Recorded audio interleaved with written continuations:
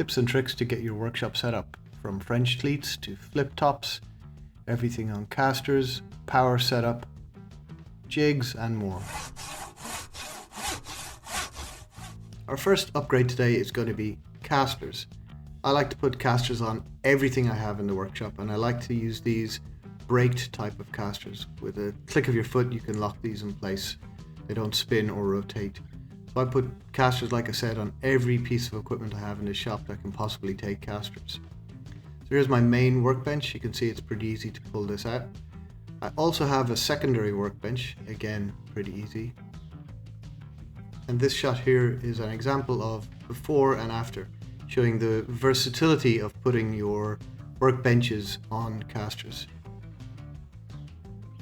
Now, probably my favorite way to get organized is with French cleats. These are great for a beginner woodworker because they allow you to move things around until they find a final home. So in this example I have my planer down too low, don't like the kids getting at it, so I just drop it into a higher slot and now it's out of harm's way. So there's really no limit to what you can do with these. Here I've got a little sanding station. This is a great one for tape measures, pens, utility knife and so on. This one here is just showing you the versatility. I use this one just for holding some kitchen paper. And here's some other examples. You can hold as many hammers as you need. They're fantastic for holding clamps. Here's a bespoke one for a circular saw, and my favorite one for holding tools like drills, drill bits and so on. Now this one is a bit more complicated but really cool. It's a flip top for my miter saw. Very secure, very easy to get out. Once you lock in place, it really is rock solid. Just makes it so much easier to get this tool up and running. I needed to use some shims to make sure the base was dead level with the table, and I used this cover to keep dust out. Having enough outlets are always tricky, so I added power to this workbench and sockets all around it and some inside it as well. I also added this light to notify me when the table was powered, just a little safety feature. Now let's take a look at some jigs.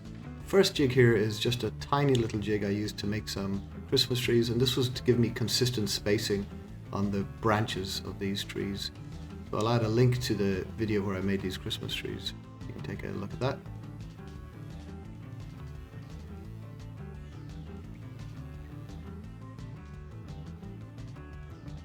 Most miter saws don't go much beyond 45 degrees, so what if you want to cut a 60-degree angle?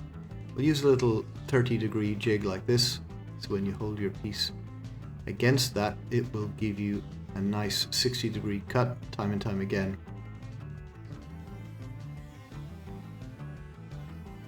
Let's just check. Using our little miter cut gauge, bang on 60 degrees. Another critical jig, although it's a bit of a stretch to call this a jig, is a stop block. I've just added a 2x4 onto some OSB. Here's the stop block set up, and you just use this to make repeatable, accurate, consistent cuts.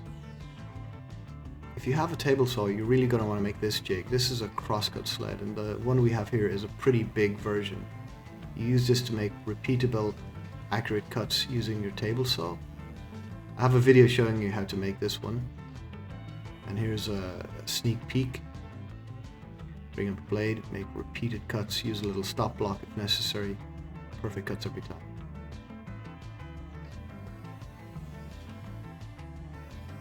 Here's a cheap and easy hack. This is using parchment or polythene to protect your work surfaces from glues or stains.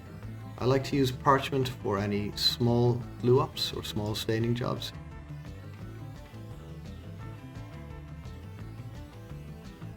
So yeah, parchment is great for these smaller little glue up jobs.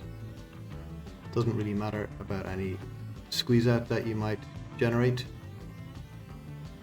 Once you're finished, you can just dispose of the parchment paper without any damage to your workbench. And for bigger jobs, I like to use the polythene, so if I'm staining up a full table, for example, polythene is perfect for this. For all of your lubricants, sprays, oils and waxes and so on. This little liquid storage rack is great. Tying in with previous tips, this is hung on a French Cleat system on your wall too, which means you can move it about anytime you need to. Last but not least, protection. So have all of your equipment ready and available for eyes, lungs and ears. Don't hide these away. Anytime you think, should you use protection? The answer is yes, you should. But I also recommend one of these face shields. Very convenient to use, doesn't fog up as easy. So yeah, top tip. Thanks for watching, and please do like and subscribe.